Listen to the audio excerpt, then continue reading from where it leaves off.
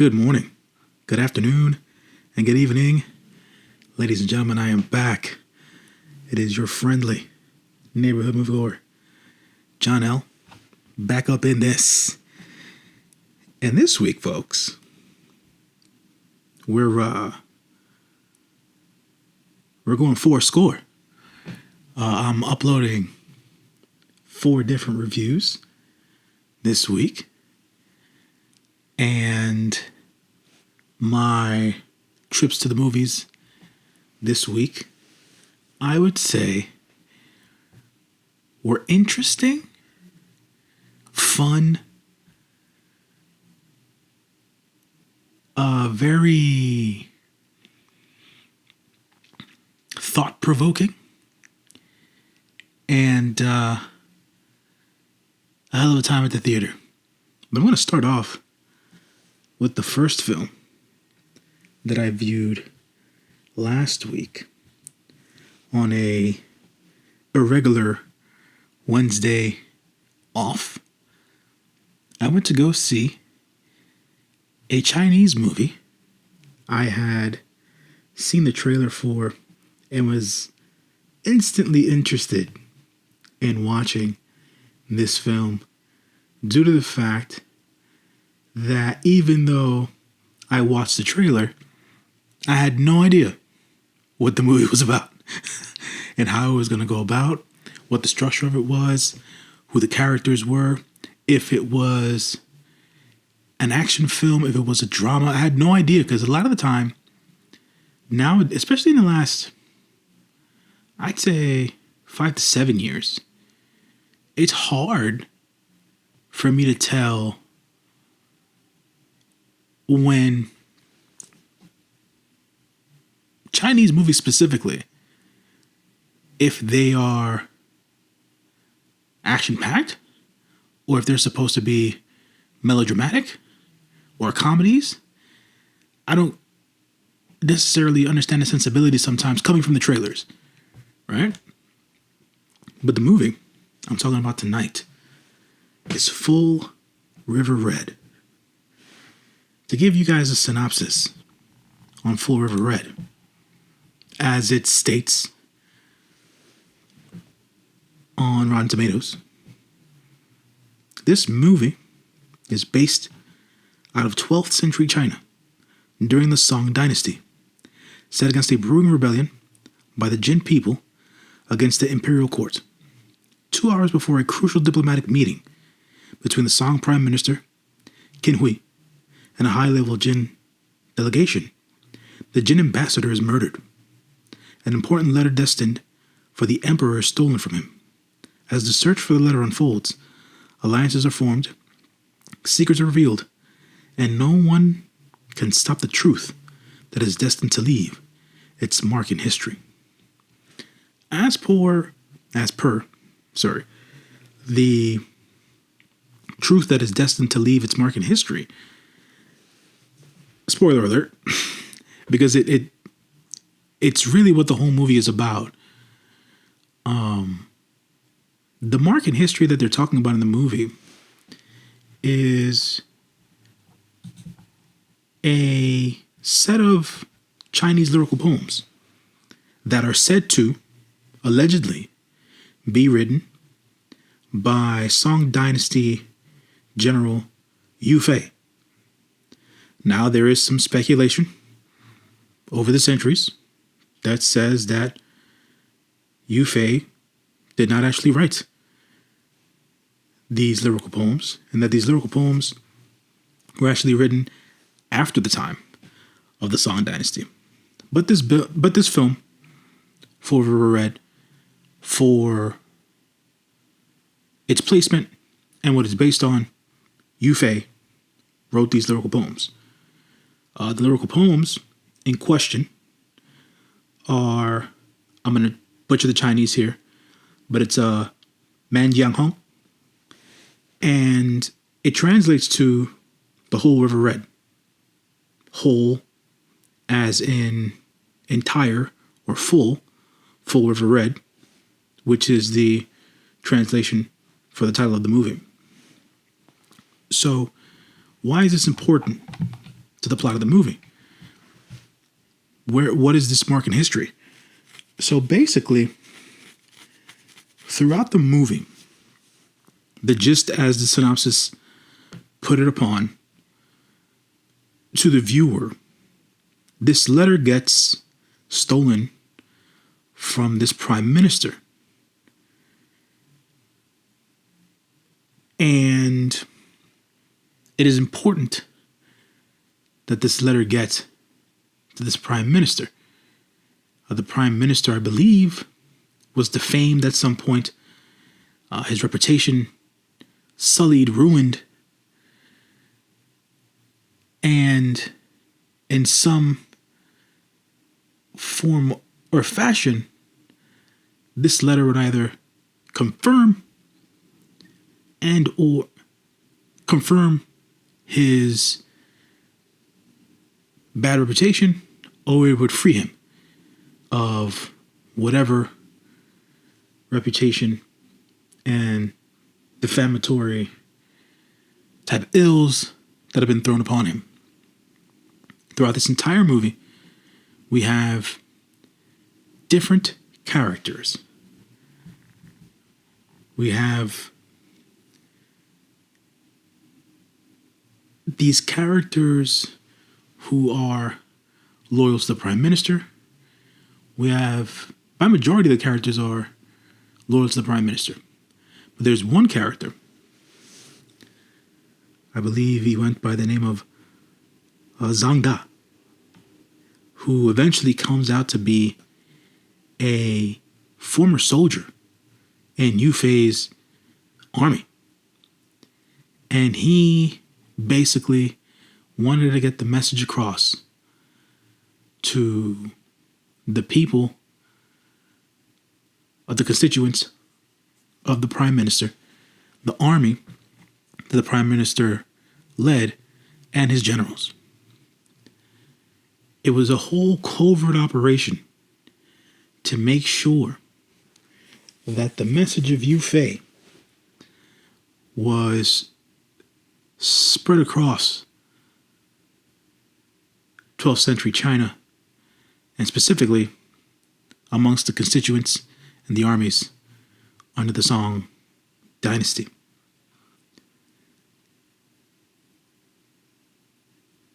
So, with all that said, that's the historical background of everything. How is the movie? I thought that the movie, it was, to put it in my own terms, it was hella interesting because I'm used to watching foreign films and reading subtitles. But when I'm under the understanding that the subtitles are going to go at about 100 miles an hour because people are speaking in a very fast pace, I thought it was going to be hard for me to keep up with the movie. That was not the case. At times I had to catch myself, but by majority, I was able to follow. I was able to enjoy the intrigue. The I don't know how many, I would count like 20, 30 different twists in the plot, which always misled you, always had you questioning who was loyal to who. Who was really the one trying to carry out this message who that this letter had. And this letter really just had the message that the prime minister should no longer be in power. The ways and the writings of Yufei should be followed, and that those words should be brought forth by someone who was a follower of Yufei, which in this case was the character that I mentioned before, Zhang. I thought that the twist, every time I'm thinking somebody's got the prime minister's back, right? Best intentions for the prime minister and things of that nature. You come to find out some sort of political ties or familial ties from certain characters to other delegations and people who are close to the emperor, who is not the prime minister, and that if the emperor were to find out what the prime minister was doing, the prime minister would be even further thrown into the mud of how he treated his people and how he was treating former soldiers of Yunpeng. Man, it all began with the murder of this ambassador to another people, these Jin people. This is another, I would say, if I were to put it out there, culturally speaking, I guess, they'd be another ethnic group within the larger Chinese diaspora, if we want to call it that. That's the way that I understood it. I'm not knowing if that's true or not. Don't quote me. I'm not a historian. I don't know the way the Chinese system hierarchy between folks works, if there's that sort of labeling or segregation like we have here in the U.S. Blacks, whites, Hispanic, Latinos, whatever you want to call them, Asian people who are immigrated and stuff like that or whatever. The U.S. being the melting pot that it is, but we have that segregation amongst ourselves due to culture and color of our skin and things of that nature. In comparison to people in China, I'm not too sure if the Jin are just like another part of the country, if they're another ethnic group within the greater Chinese people. It wasn't necessarily made clear, but that's the way that I understood it to be. And this diplomat, or this ambassador from the Jin people, was murdered at the beginning of the movie, and he was the one who was delivering this letter to the prime minister.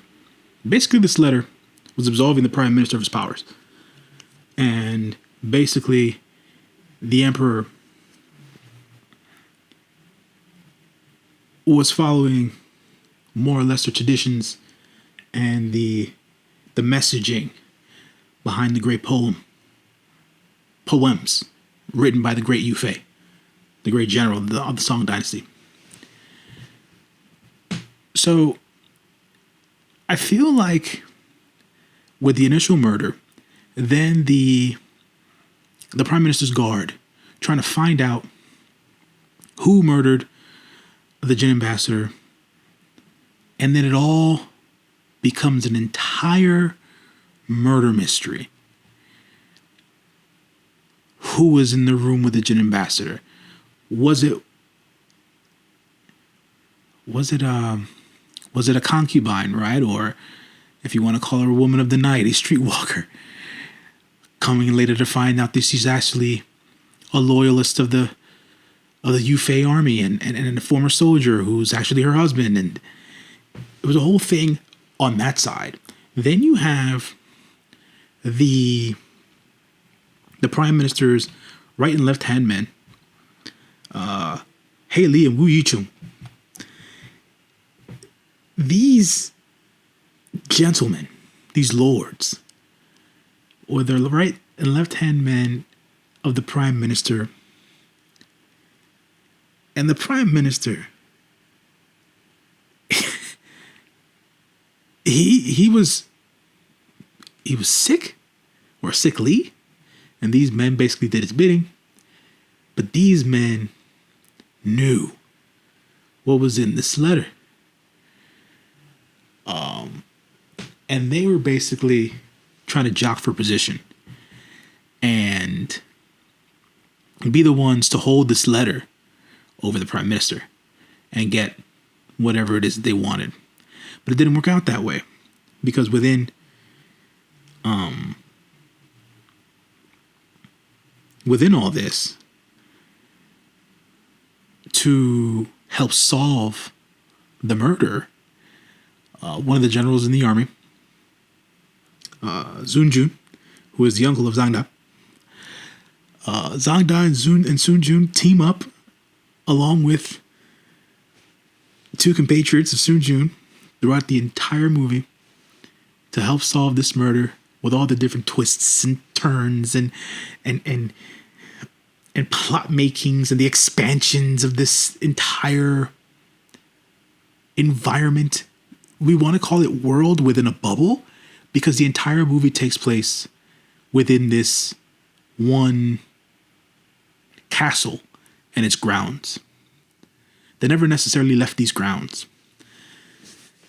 I thought that the writing was spectacular. I thought that the mood settings and the intentionality behind what was being said, how it was being delivered, it was all just masterful, really. The movie made you feel. The movie made you, when I say the movie made you feel, right? I was like, it stirred up some emotions. You might have been angry. You might have been upset. You might have become a little bit confused. You were laughing because some of the comedy was just too over the top to not laugh at. Then you were saying to yourself, that mother, you know what? When you were watching certain scenes, because it was like, but I thought you was down for the cause, dog. And that's not the way it went. It just made you feel so much. And that was the best thing about this movie. Secondarily, I wanted to mention this because I thought it was very unique and interesting. The music that played during the movie. They specifically got one Chinese artist to do the music for this movie. But she, I think it's a she, did so many different styles of music that it was so unique to the different settings that the characters would go to in the different passageways, hallways, room settings within these castle grounds. And this music at times was loud, very harsh, coarse voice rock and roll. Then old girl was spitting rhymes over dope beats. Then there was one specific thing that threw the hell out of me. There was one specific time when they were walking through the castle corridors. And this Chinese-infused reggaeton-esque beat starts playing. And the same singer is there busting out Chinese rhymes over this reggaeton-esque beat, which was Chinese-infused. I said to myself, just on that alone, this movie is superior. The music. At first, I was thrown off by the music. And it was like, I'm not really feeling this. But throughout the rest of the movie, it's 2 hour and 39-minute movie. I was like, wow, this music becomes so much a part of the character of the movie that you're just kind of left like, all right, this is sick. This is dope. Like, the movie is, on top of everything else, the writing, the cinematography, the actual score itself, the chemistry between all the different actors in this film, tremendous. But that music, man, it just made it. It just made it, y'all. It just made it. But outside of all that, I just wanted to give you guys that review. I can't give you a lengthy, like, oh, you know, like this and this and this and this and that happened. Too much happens in this movie for me to sit here and overly describe it, because I didn't have anything to nitpick. I really, really like this movie. I would recommend anyone and everyone to watch it. If you hate subtitles, wait for a dub version to come out like a year. But if you don't mind reading subtitles, go out and watch this movie. I thought it was terrific. Like I said, murder mystery like, much like a Knives Out or the what is the name of the author that I am looking for? Where her detective was Hercule Poirot. Agatha Christie. Much like the Agatha Christie films, just the plot twists and the setting devices that they use. Man, big props to the director, Yimou Zhang, who also co-wrote the movie with Chen. Super dope. Super dope. That's all I really got to say, folks. That's Full River Red. That's my review there. I hope y'all got something out of my review. It's considered an action/comedy. There's not much action in this movie, to be honest, guys. It's very dialogue heavy. Got to be paying attention. But the comedy's definitely there. So you'll definitely enjoy that. So let's talk about the rap on this movie. What's the rap? What did Rotten Tomatoes say about this movie? Folks, I understand this is low numbers. Not a lot of people went out to go watch it, here in the US at least. And not many critics did the reviews on it. But all the reviews on Rotten Tomatoes are positive. So as of right now, with 12 critic reviews, Full River Red is holding a 100% Rotten Tomato score, which is amazing. With 50 plus audience ratings, the audience score is about 68%. But I'm with the critics here, and the majority of the audience liked it too. It's over 65, so 68%. So the majority of the audience liked it as well. This is a very, very cool movie. I would recommend you guys go out of your way to go out to YouTube, watch the trailer, just so you get a sneak peek into like the music that's being played during the movie and during the scenes when they cross in the corridors, and you'll get a good feel for how the music becomes a part of the story. And on top of everything else, the costuming, the set design, everything incredible. But yeah, folks, that's the wrap. This has been your friendly neighborhood moviegoer, John L. That was Full River Red. I'll be back with another review for y'all. As always, thank you very much for listening to my movie musings. And it's always greatly appreciated across the globe, wherever you're listening at and however you're listening to it. Until next time, folks, be safe, stay healthy, and take care of one another. This has been John L, signing off.